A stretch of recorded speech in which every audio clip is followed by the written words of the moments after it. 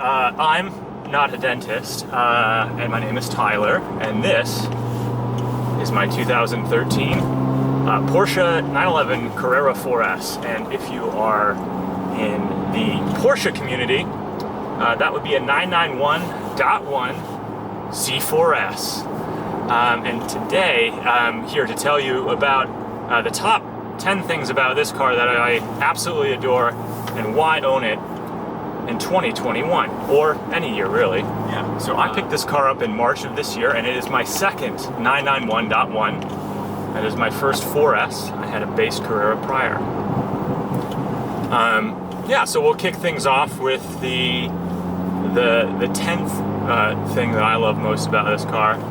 And specific to mine, it is the fact that it is a 4S and thusly has a wider body.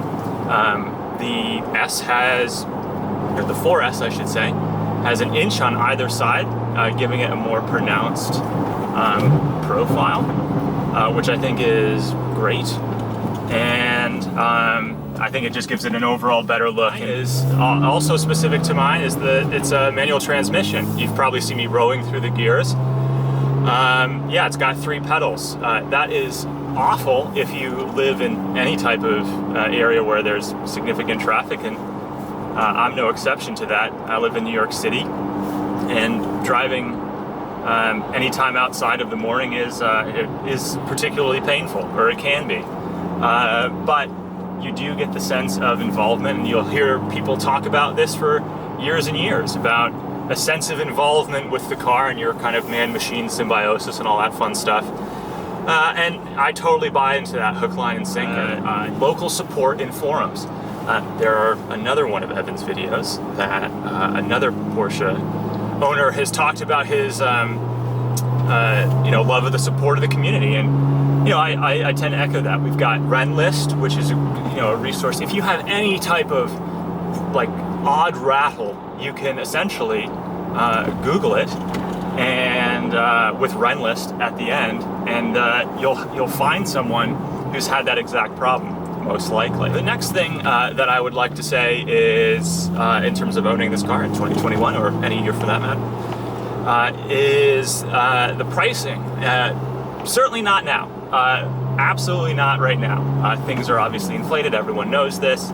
Interest rates are really low, so if you can find a good deal or only slightly over craziness, go for it. But overall, I just want to thematically speak about, this is a 2013, it's 2021, I bought it this year. Prior to this, I got one fresh off a CPO, and that was a couple years old. So basically, my way of looking at things is take advantage of the steep depreciation curve where it plateaus, pull the trigger.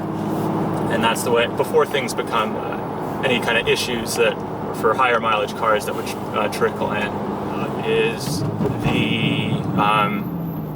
the fact that the Porsche 911 has remained true to its formula and sense of purpose over the years. Everyone knows this. It is a car that has an engine in the wrong place, as every hyperbolic car video will tell you, and they've basically just engineered any faults out of it year over year. And it's nice to kind of see the evolution and just happen to be a part of ownership experience for a little bit of that. The next thing I like about this car is that it's great for longer drives. Over the years, Porsche has lengthened the wheelbase, and as a result, the car is more comfortable for longer drives. I'm from Massachusetts, my family lives there, and it's a very pleasurable place to be. I've got 18-way supportive seats, so I can just adjust it whichever way I love. And yeah, it's great to just kind of go for long drives. This summer, I drove into the interior of Maine, which was about 450 miles up. And we broke it up, but it was very easy, and my girlfriend was able to sleep in the passenger seat comfortably. The next thing about this car that I love is the sound. This car is fitted with an optional sport exhaust. While a bit passé now and a little long in the tooth, for the style, there are pops and bangs. Some people love them, some people hate them. I happen to love them. I think it's great for tunnels. I think it's awesome, and it's something that just I never tire of. All right. And then the next thing that I love, the Sport Chrono package. So building off of the Sport exhaust that's fitted to this car, it is fitted with the Sport Chrono, which gets you a clock and occasional BMW driver who's going to follow you closely, as is the case now. And what that also gets you is the ability to rev match on downshifts. And for those who aren't particularly inclined to heel towing, I am certainly not good at heel towing. I would probably burn a clutch in 500 miles. So, with the Sport Chrono package, not something that's unique to this car in any stretch of the imagination. I think the 370Z was the first to introduce that in a mass market car. You can get blip shift for older cars like a 997, but yeah, I love that feature. And the second is reliability. Yes, Porsches can be expensive to maintain. However, if you are wise and are able to spend some time researching, you can certainly find deals which are to be had on different options for a warranty. So picking up on the reliability, on the 991.1s, there are some known issues like any car. They're easily fixed, and if you know what you're looking for when you buy, you can see if they've already been fixed. Yeah, that and some changeover valves in this that are known to fail, which my first car happened twice within a week. Those were replaced under CPO, and they would be replaced under this warranty. But yeah, this car is bang up reliable, and I think it's great for that.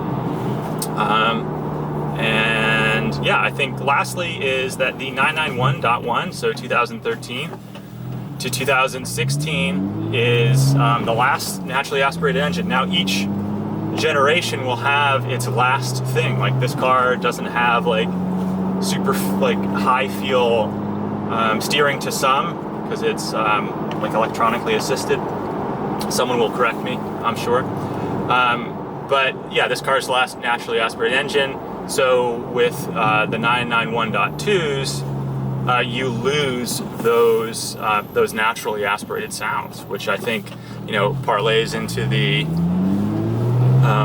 other item that I held so near and dear to this car. And I think those are the top 10 reasons why you should own a 991.1 C4S in 2020.